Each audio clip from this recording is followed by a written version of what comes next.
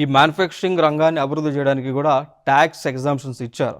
So పన్నులకు సంబంధించి tax exemptions అనేటువంటివి ఇవ్వడం జరిగింది.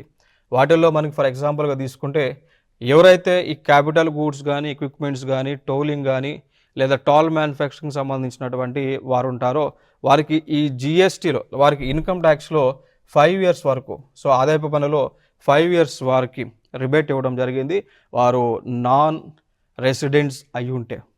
అదొక point. Next provision of safe harbour to non residents for component warehousing in a bonded warehouse.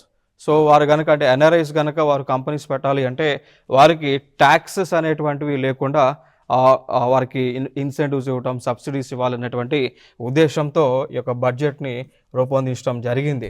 So దానితో పాటు మనం చూసుకుంటే ఈ ఇంపోర్ట్స్ ఏవైతే ఉన్నాయో, so like increase the limit for duty free imports of specified inputs used for processing sea food products for the export from the current 1% to 3% of FOB value of the previous year export turnover.